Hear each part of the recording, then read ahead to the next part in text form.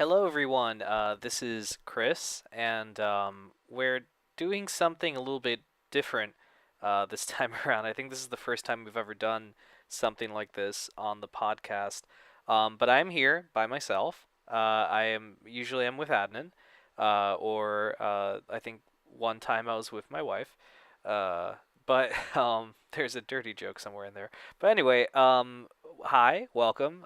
This is a special kind of spin-off podcast that I'm doing, and basically, I recently picked up the game Resident Evil 7 Biohazard, and I have completed the game twice actually, and I have opinions and thoughts about it. And Adnan is going to pick it up later, so we both decided that hey, let's do a review. And but I'm by myself. So this is going to be our first kind of one man review thing. And remember, these spin-off shows are designed to be a way of experimenting and kind of seeing what, we could do. I mean, last time my wife was the moderator and was kind of interviewing me, I guess you can call it, and usually we have a show with, news and stuff like that. So no, for this one, for this episode, we're just gonna, do a review of Resident Evil 7, and it's, my thoughts and my opinions and nothing more. By the way, we are trying to get the show back. It'll happen. Hopefully, it's just both Ad and I. I mean, I think we mentioned this in the last episode. We're insanely busy, and the promise is at least one episode a month. So hopefully, if I've done this correctly, if I had time, I was able to edit this and post it before January was over. So yeah, even if it's the last day, it still counts. So anyway, so let's jump into the review. So Resident Evil 7 Biohazard, interesting game. It's kind of like a new chapter in the Resident Evil saga, and I don't mean chapter as in oh this is you know part 7 in the series.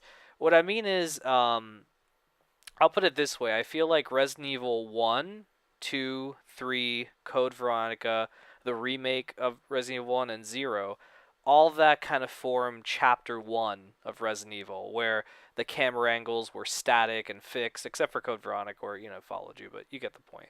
And it was third person, and it had tank controls and things like that. And it was very much a survival horror series. And then I feel Resident Evil 4, 5, 6, and the two Revelation games kind of formed chapter 2, where there was, elements of horror, but it was a lot more actiony. The camera was over the shoulder, I guess you could call it Gears of War style. And they kind of, with the exception of the Revelations games, they were like very much, and I guess Resident Evil 4, they were very much like big summer blockbuster esque movies, with how big they were. It was kind of like a big emphasis on action.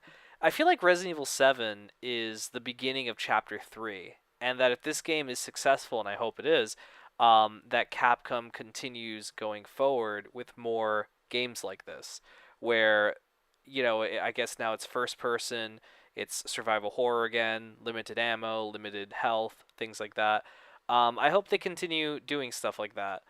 Um, so with that being said, I guess let's jump in. I'll try to break this down. Usually I have Adnan here who kind of corrals me, but I'm by myself. Resident Evil 7 Biohazard, it is set in the same universe as the Resident Evil series. It's not a reboot.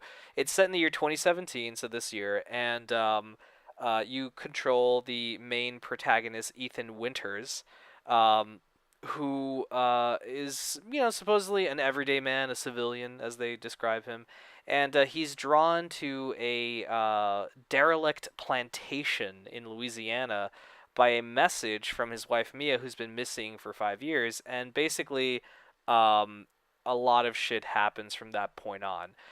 This isn't a spoiler cast, so I don't want to get into too much spoiler territory. A spoiler cast, might come later on. I don't know, but this is more. I want to focus more on gameplay and things like that, and just keep it like that. So if you guys are looking for spoilers, I'm gonna try to remain as spoiler free as I can on here.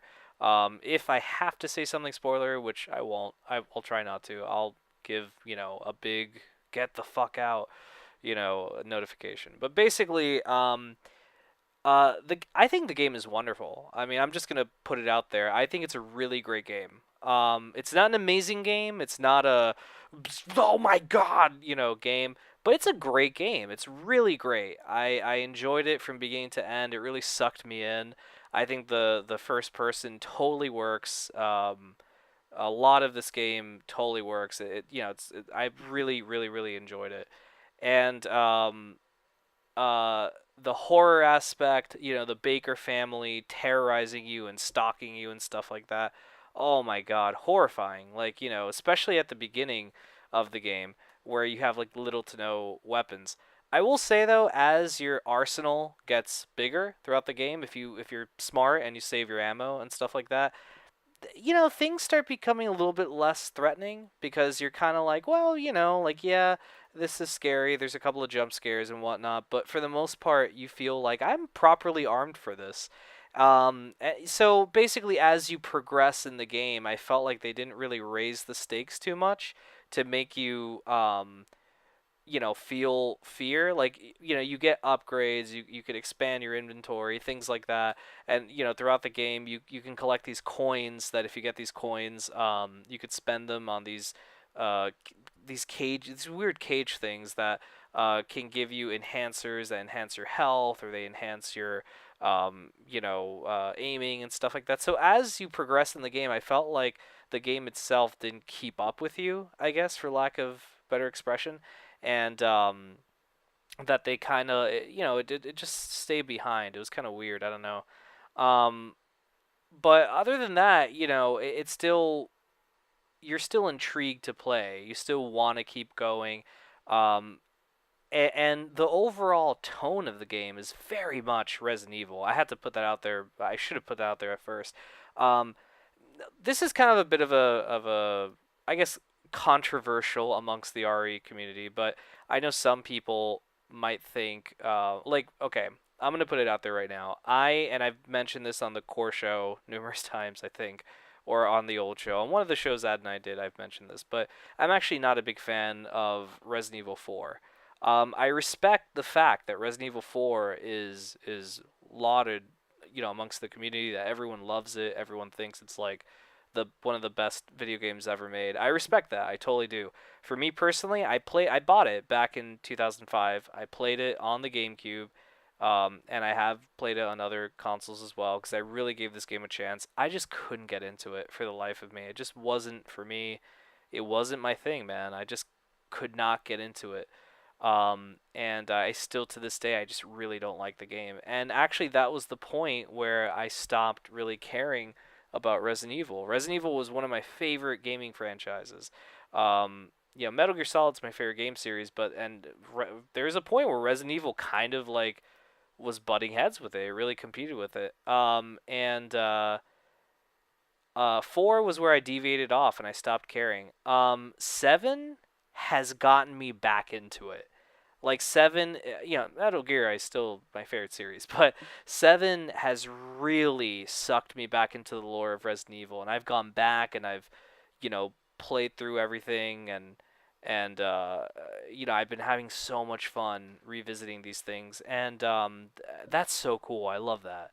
It really, so if you're listening to this and you happen to be one of those fans that was maybe, I know a lot of us are, we're a minority here, but if you were one of those fans that kind of got turned off with the actiony games that recently were out and about, have no worries. This game takes it back to what it was, and in a way, this game is almost a direct sequel to the first Resident Evil, in the sense that you're in this big mansion, you're exploring all this stuff. All these things are happening. I mean, I think it's fucking great. I really just can't get over that. So the feel of Resident Evil is there.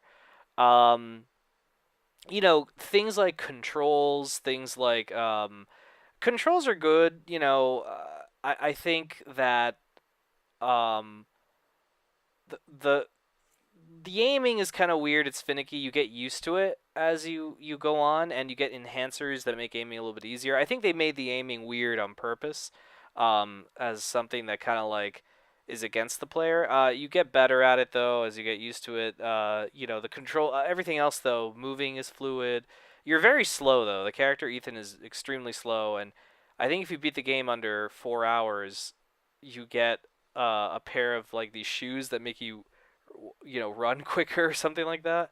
And I think it was Capcom included that for speedrunners or something like that. Um, so there's things that remedy that, but your first playthrough, I mean, it's kind of like another thing. Not to get into too spoilery territory, but the basic enemies, I guess you can call them the zombies or the BOWs of this game. I found them kind of boring. Like at first they were really cool. They were interesting and scary, but as the game progresses, you kind of want to see more variety. And again, I'm kind of heading into spoiler territory, and I really don't want to accidentally spoil something. But the enemies, I'll put it this way: the enemies you encounter, definitely are something that they work. They work totally well, but I think they get boring in terms of variety by the end of the game, or like halfway through the game. I'm kind of like, Jesus Christ, the variety is kind of sorely lacking. Everything else, item management, the item boxes are back, the inventory, all that, everything, works great. There's a map, all everything that's the default controls, everything that's layered out, I think works perfectly, and really, lets itself go about. Um, what else can I say? Okay, this is a bit of a controversial thing. So, how long is the game? How does all that? Okay, the game. My first playthrough, not knowing anything in the game, was 8 hours. It was about 8 hours. Um, but I did a second playthrough. Kind of. There's a point in the game. There's This is kind of spoiler territory, so I'm just warning you guys right now. This is slightly spoilery, kind of, not really. I don't know, but just in case. But there are multiple endings in the game. There's two of them. And there's a point in the game where from that point on it will lead you to a series of events that will determine which ending you're going to get. And so I saved right before that part. I created two save files. And from there, I went on and, I continued playing the game and all that stuff. And, I was able. So when I did my second playthrough, I did that. I am doing a third playthrough, actually. And I'm trying to beat the game in under 4 hours because you get some unlockables and there's some trophies and stuff like that. And I think that'll be my last playthrough because I actually got also Kingdom Hearts and I wanted to play that. But, so in terms of replayability, the game, I mean, I've had the game for about a week now, and I've beaten it a few times, but I was very sucked in. I mean, I have a son, so my time was a little bit limited, but I was very sucked in, so any moment I had, I would play it. Like any free time I had, I'm like, I'm gonna play it. So I kind of obsessed over it a bit. So if you have more free time, I remember in college I had a lot more free time. If you have more free time, you're probably gonna beat this within like 2 or 3 days, your first playthrough. But the game very much encourages you to keep playing it. I mean, there's a lot of unlockables that you get, and when you get the unlockable, I don't know, if you're anything like me, you just want to go back. Plus, when you beat the game, and I don't want to spoil it, but when you beat the game and you understand like how each Resident Evil has like a mystery kind of thing, when you beat it, you really want to go back because there's little hints or like I guess Easter eggs you call it that they pepper throughout the game that reference things you don't fucking get in your first playthrough because of the story is unfolding around you, and then when you get to the end of the game and you know what's going on, you go back and you're like, aha, that's what happened, and it's cool. It's really awesome, and it it um it just again I think it works on so many levels. Of wanting to go back and replay it. But unfortunately, there is no multiplayer. The replayability, you know, that's where I think the line kind of gets drawn because now they have DLC coming out, and I'm a little bit disappointed because some of the DLC you're like, this should have been unlockable within the game, because they have like some modes and stuff like that. So this is where I think the big issue with this game is how long it is. I think it's a pretty. I mean, 8 hours is solid, I guess, but for some people, 8 hours with limited replayability and no multiplayer, that's kind of a deal breaker. So here's the thing: if you are a hardcore Resident Evil fan, if you're a big Resident Evil fan, or if you really enjoy the classic Resident Evils, buy this game. Like, go buy it. Get the fucking deluxe edition. So you got the season pass. You get just rub yourself all in that, because it is seriously the game that's for you.